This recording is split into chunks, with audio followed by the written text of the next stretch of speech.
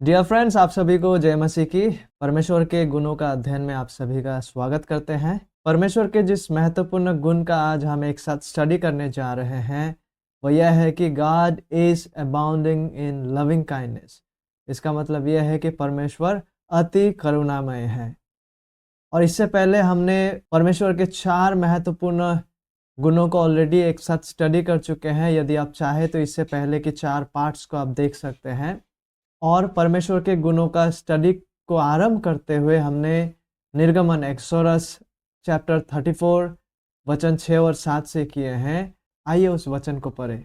निर्गमन अध्याय 34 वचन 6 में लिखा हुआ है, यहोवा उसके सामने यानी कि यहोवा मूसा के सामने होकर यो प्रचार करता हुआ चला, यहोवा यहोवा ईश्वर दयालु।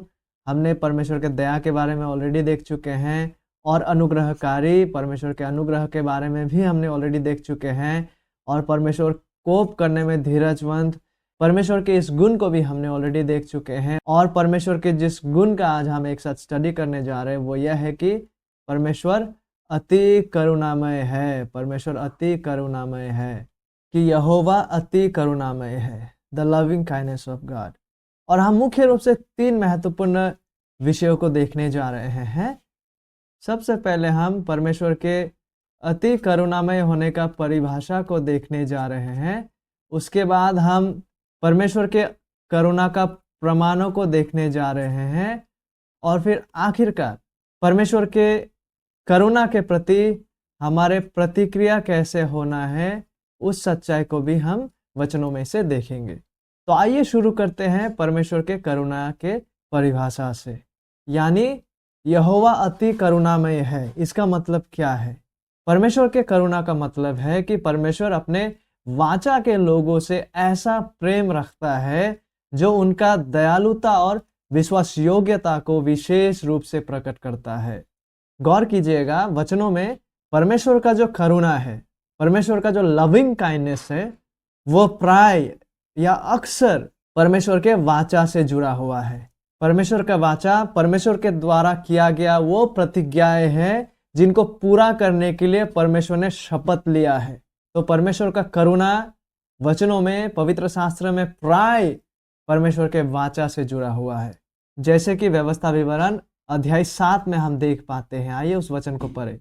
व्यवस्था विवरण अध्याय 7 वचन 9 में लिखा हुआ है, इसलिए जान रख कि तेरा परमेश्वर यहोवा ही परमेश्वर है। यह विश्वास योग्य परमेश्वर है। जो उससे प्रेम रखते और उसकी आज्ञाएं मानते हैं, उनके साथ वह 1000 पीढ़ी तक अपनी वाचा का पालन करता और उन पर करुणा करता रहता है। परमेश्वर का करुणा परमेश्वर के वाचा से जुड़ा हुआ है। अक्सर आप इसे वचनों में देख पाएंगे।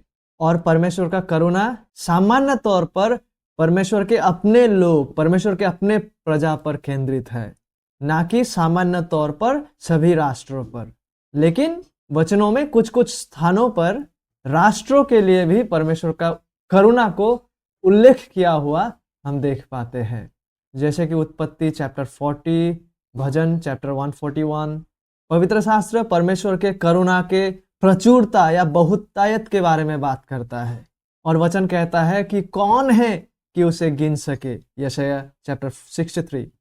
और भजनकार भजन चैप्टर 36 में कहता है, हे परमेश्वर तेरी करुणा कितनी उत्तम है। और मुख्य रूप से भजन अध्याय 17 वचन 7 में दाऊद का उदाहरण को लेते हुए, जहां पर दाऊद प्रार्थना करते हैं। आइए उस वचन को पढ़े। भजन अध्याय 17 वचन 7, तू जो अपने दाहिने हाथ के द्वारा अपने शरणागतों को उनकी विरोधियों से बचाता है, अपनी अद्भुत करुणा दिखा। दाऊद यहाँ पे यहोवा से विनती कर रहे हैं। और इसी वचन का उल्लेख करते हुए परमेश्वर के सेवक A.W. पिंक वो कहते हैं, यह कितना अद्भुत है कि जो परमेश्वर हमसे असीम रूप से श्रेष्ठ है, जिनकी महिमा और पवित्रता का वर्णन करना असंभव है, वो न केवल पृथ्वी के इन कीड़ों पर ध्यान देता है बल्कि उन पर अपना हृदय लगाता है, उनके लिए अपने एकलौता पुत्र को देता है और अपने आत्मा को, पवित्र आत्मा को उनमें निवास करने के लिए भेजता है।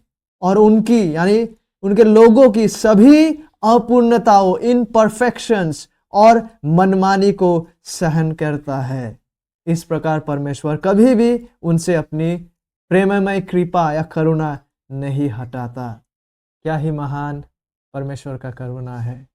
संक्षिप्त में परमेश्वर के करुणा का परिभाषा और अर्थ को देखने के बाद आइए इस ईश्वरीय गुण के, परमेश्वर के लोगों के प्रति जो कुछ प्रमाणों को हम वचनों में देख पाते हैं और उसके प्रकट होने के सच्चाई को देखें और उस पर मनन और विचार करें। जैसे कि इफिसियों अध्याय 1 वचन 4 और 5 लिखा हुआ है, जैसा उसने हमें जगत की उत्पत्ति से पहले उसमें चुन लिया कि हम उसके निकट प्रेम में पवित्र और निर्दोष हो, और अपनी इच्छा के भले अभिप्राय के अनुसार हमें अपने लिए पहले से ठहराया कि यीशु मसीह के द्वारा हम उसके लेपालक पुत्र हो।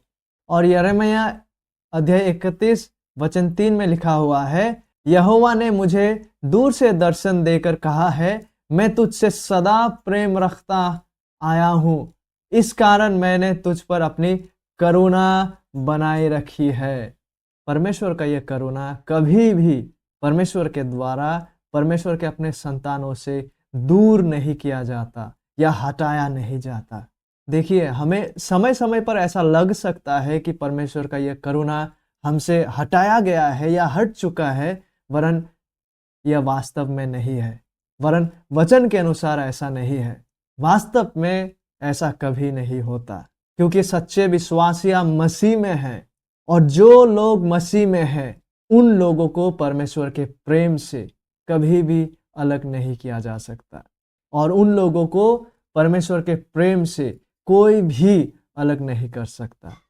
रोमियो अध्याय 8 में हम इस सच्चाई को देख पाते हैं, क्योंकि परमेश्वर ने अपने प्रतिज्ञाओं के द्वारा, अपने वाचा को बांधने के द्वारा स्वयं को गंभीरता पूर्वक उन्होंने बांधा है।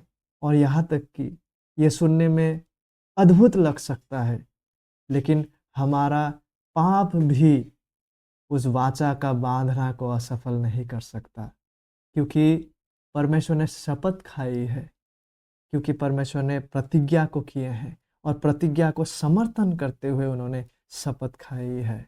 और परमेश्वर ऐसा भी कहते हैं कि यदि वे, यानी कि परमेश्वर के वाचा के लोग, परमेश्वर के संताने परमेश्वर के खिलाफ पाप भी करे, यदि वो यहोवा कहते हैं, यदि वे मेरी विधियों का उल्लंघन करे और मेरी आज्ञा को ना माने, तो मैं उनके अपराध का दंड छोटे से, यानी कि परमेश्वर डिसिप्लिन को करने जा रहे हैं, परमेश्वर अनुशासन को लाने जा रहे हैं, there are going to be consequences, और उनके अधर्म का दंड कोड़े से दूंगा,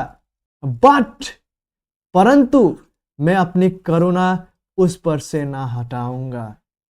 पाप के कारण विश्वासियों पर, पाप के कारण परमेश्वर के लोगों पर परमेश्वर के द्वारा आता अनुशासन और कॉन्सिक्वेंसेस, दंड अवश्य घट सकते हैं, और ये घटे हैं, लेकिन साथ ही साथ परमेश्वर कहते हैं, परंतु मैं अपने करुणा उस पर से ना हटाऊंगा। परमेश्वर अपने लोगों से, परमेश्वर अपने संतानों से अपने करुणा को नहीं हटाएंगे, और ना सच्चाई त्याग कर झूठा ठहरूंगा, क्योंकि परमेश्वर ने प्रतिज्ञा किए हैं, अपने वाचा के द्वारा उन्होंने शपथ खाई है, उन्होंने गंभीरता पूर्वक अपने आप को अपने वाचा के द्वारा बांधे हैं। इसलिए वचन 34 कहते हैं, मैं अपनी वाचा ना तोड़ूंगा, और जो मेरे मुंह से निकल चुका है उसे ना बदलूंगा, यहोवा कहते हैं। और क्योंकि परमेश्वर का करुणा का प्रकटीकरण परमेश्वर के वाचा की प्रतिबद्धता है, इसीलिए बार बार इसे परमेश्वर के सच्चाई, परमेश्वर के सत्यता के साथ जोड़ा गया है। जैसे कि निर्गमन में भी हम देख पाते हैं, है नहीं? निर्गमन अध्याय 34, जिस निर्गमन का अंश को हम एक साथ स्टडी कर रहे हैं, वचन 6 में देखिए, यहोवा उसके सामने होकर यो प्रचार करता हुआ चला, यहोवा यहोवा ईश्वर दयालु और अनुग्रहकारी, कोप करने में धीरजवंत और अति करुणामय और सत्य। इस सच्चाई को हम नेक्स्ट टाइम देखेंगे, बट प्लीज नोट कि यहोवा का करुणा को बार बार यहोवा के सत्यता के साथ जोड़ा गया है, ठीक है, जो यह दर्शाते हैं कि यहोवा का करुणा हमारे पास यहोवा के प्रतिज्ञाओं के द्वारा, यहोवा के वाचा के द्वारा आए हैं। इसीलिए हमें कभी निराश नहीं होना चाहिए, क्योंकि यहोवा का यह करुणा यहोवा के संतानों के प्रति उनके प्रतिज्ञा के आधार पर, उनके विश्वास योग्यता और सत्यता के आधार पर, जिस प्रतिज्ञा से वो मुकरेंगे नहीं, उस प्रतिज्ञा के आधार पर वो अपना करुणा को अपने संतानों को देते हैं। और उस वाचा के पुष्टि को पता है किससे किया गया है? उस वाचा के पुष्टि को, उस वाचा के बीच वही, उस वाचा के मध्यस्थता के लहू के द्वारा की गई है। और उसके ही लहू के द्वारा जो शत्रुता हमारे और परमेश्वर के बीच में था, उस शत्रुता को हटाया गया है और पूर्ण रूप से उसी के लहू के द्वारा हमें परमेश्वर के साथ मेल मिलाप, रेकंसाइल किया गया है। अतः परमेश्वर उन लोगों को जो उनके वाचा में समाहित है, उनके वाचा में के अंदर मौजूद है, जो लोग परमेश्वर के द्वारा मेल मिलाप कर लिए हैं, कर दिए गए हैं, उन लोगों के प्रति परमेश्वर जो विचार को रखते हैं, उन लोगों के प्रति परमेश्वर जो सोच को रखते हैं, उस विचार को परमेश्वर भली भांति जानते हैं। और उन लोगों के लिए यहोवा के मन में जो विचार है वो शांति और भलाई का विचार है, ना कि बुराई का। इसलिए भजनकार को यह दृढ़ आश्वासन है, इसलिए हमें यह दृढ़ आश्वासन है, जैसे कि भजनकार भजन 42 वचन 8 में वो कहते हैं, तो भी दिन को यहोवा अपनी शक्ति और करुणा प्रकट करेगा। यद्यपि मैं जीवन में बहुत कठिनाइयों से होकर गुजर रहा हूं, बावजूद इसके in the worst of my times दिन को यहोवा अपनी शक्ति और करुणा प्रकट करेगा। We have this assurance because of who God is and what he has done. क्या ही अद्भुत वचन है माय डियर फ्रेंड्स। केवल इतना ही नहीं कि यहोवा अपने करुणा को प्रकट करता है या अपने करुणा को देता है, केवल इतना ही नहीं, बल्कि यह भी कि यहोवा अपने करुणा का आज्ञा देता है। He commands his loving kindness। जैसे कि भजन चैप्टर 133 वचन 3 हमसे कहता है, यह हेर्मोन की उस ओस के समान है जो सियोन के पहाड़ों पर गिरती है। यहोवा ने तो वही सदा के जीवन की आशीष ठहराई है, जिसे हम कह सकते हैं फॉर देयर याहवे कमांडेड, उन्होंने ठहराई है, उन्होंने कमांड किया है, आदेश किया है, द ब्लेसिंग लाइफ फॉरएवर।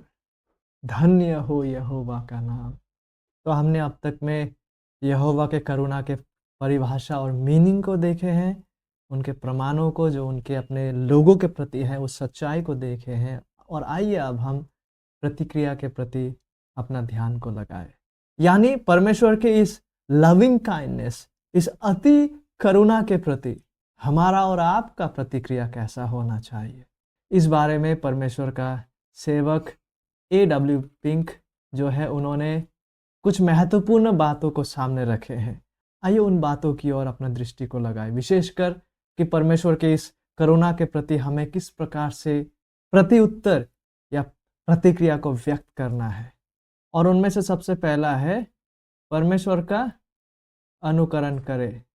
इफिसियों अध्याय 5 वचन 1 और 2 लिखा हुआ है, इसलिए प्रिय बालकों के समान परमेश्वर का अनुकरण करो और प्रेम में चलो। इसी प्रकार से हमें परमेश्वर का अनुकरण करना है, जैसे मसीह ने भी तुमसे प्रेम किया और हमारे लिए अपने आप को सुखदायक सुगंध के लिए परमेश्वर के आगे भेंट करके बलिदान कर दिया। और फिर कुलुसियों अध्याय 3 वचन 12, इसलिए परमेश्वर के चुने हुओं के समान जो पवित्र और प्रिय है, बड़ी करुणा और भलाई और दीनता और नम्रता और सहनशीलता धारण करो। तो हमें किस प्रकार से प्रतिक्रिया को देना है? परमेश्वर का अनुकरण करने के द्वारा, इन तमाम सत्य को और विशेषकर करुणा को धारण करने के द्वारा, इसका करुणा को विकसित करने के द्वारा, इसे धारण करने के द्वारा हम जितना अधिक परमेश्वर के भलाई से ग्रस्त होते जाएंगे, उतना ही अधिक हम परमेश्वर के प्रति हमारे आज्ञाकारिता के विषय में सावधान रहेंगे। परमेश्वर के प्रेम और अनुग्रह की बाध्यकारी जो शक्ति है, वह नया जन्म को लाने के लिए उसकी व्यवस्था के भय से कहीं अधिक प्रभावशाली होते हैं। और दूसरा, परमेश्वर के इस ईश्वरीय सिद्धता, ईश्वरीय गुण का बोध और एहसास हमारे विश्वास को, विश्वासियों का विश्वास को दृढ़ करता है और परमेश्वर पर हमारा भरोसा को बढ़ाता है। भजन अध्याय 36 वचन 7 में लिखा हुआ है, हे परमेश्वर, तेरी करुणा कैसी अनमोल है, मनुष्य तेरे पंखों के तले शरण लेते हैं। Because of your loving kindness, how precious is your loving kindness, O God, and sons of men take refuge in the shadow of your wings, क्योंकि परमेश्वर अति करुणामय है। इसीलिए परमेश्वर का करुणा का एहसास और बोध हमारे विश्वास को, परमेश्वर के प्रति हमारे विश्वास को दृढ़ करता है, हमारा भरोसा को बढ़ाता है और आवश्यक रूप से बढ़ाना चाहिए, जैसे कि वचन कहता है। और परमेश्वर का इस महत्वपूर्ण गुण को हमारा जीवनों में परमेश्वर की प्रति आराधना को जागृत और प्रेरित करना चाहिए। तो परमेश्वर के इस अति करुणामय गुण के प्रति हमारा प्रतिक्रिया कैसा होना है? हर परिस्थितियों के बावजूद परमेश्वर को आराधना करने में हमें जागरूक होना है, भले हमारे परिस्थितियां जैसा भी हो क्यों ना। परमेश्वर का यह गुण, इस गुण का एहसास, ताकि हमें परमेश्वर को आराधना करने के लिए, सच्चा रीति से उनका आराधना करने के लिए जागृत करे, प्रेरित करे, आगे बढ़ाए, जैसा कि भजनकार कहता है। भजन अध्याय 63 वचन 3, क्योंकि तेरी करुणा जीवन से भी उत्तम है, मैं तेरी प्रशंसा करूंगा। Because your loving kindness is better than my life, therefore my lips will praise you, will laud you. और चौथा, परमेश्वर के करुणा के प्रति हमारा रवैया कैसा होना है? निराशा के समय, दुख तकलीफों के समय परमेश्वर का लविंग काइंडनेस, परमेश्वर का करुणा हमारे सांत्वना का स्रोत होना चाहिए। और पांचवा, हमारे प्रार्थनाओं में यह हमारे विनती होना चाहिए, जैसे कि हम भजनों में देख पाते हैं, जैसे कि भजन अध्याय 119 वचन 159, देख मैं तेरे नियमों से कैसी प्रीति रखता हूँ, हे यहोवा अपनी करुणा के अनुसार मुझको जिला। यह हमारा विनती होना चाहिए परमेश्वर के करुणा के अनुसार, ताकि हम परमेश्वर के चीज़ों के प्रति, परमेश्वर के वचनों के अनुसार अधिक से अधिक चलने के लिए जिलाया जाए, परमेश्वर के करुणा के अनुसार, ताकि हम परिपक्वता पे बढ़ते जा सके। यह हमारा विनती होना चाहिए, ताकि परमेश्वर आपके करुणा के अनुसार मुझे जिला, मुझे सामर्थ्य बना, मुझे परिपक्व बना, मुझे अधिक प्रेमी व्यक्ति बना, मुझे मेरे पाप से बचा, विश्वास योग्यता से आपको अनुसरण करने के लिए मेरी सहायता कर। और फिर आखिरी छठवा, परमेश्वर के करुणा के प्रति हमारा प्रतिक्रिया कैसा होना है? जब हम परमेश्वर के मार्ग से भटक जाए, जब हम पाप में गिर जाए, तब हमें पाप से मन फेरते हुए, पश्चाताप करते हुए यहोवा के करुणा का, यहोवा के लविंग काइंडनेस का सहारा लेना चाहिए, जैसे कि राजा दाऊद ने किए थे। भजन अध्याय 51 वचन 1, हे परमेश्वर अपनी करुणा के अनुसार मुझ पर अनुग्रह कर, अपनी बड़ा दया के अनुसार मेरे अपराधों को मिटा दे। परमेश्वर के करुणा के विषय को देखते हुए, उनके प्रमाणों को समझते हुए ये तमाम प्रतिक्रियाएं, ताकि हमारे जीवनों के द्वारा उत्पन्न हो। धन्यवाद।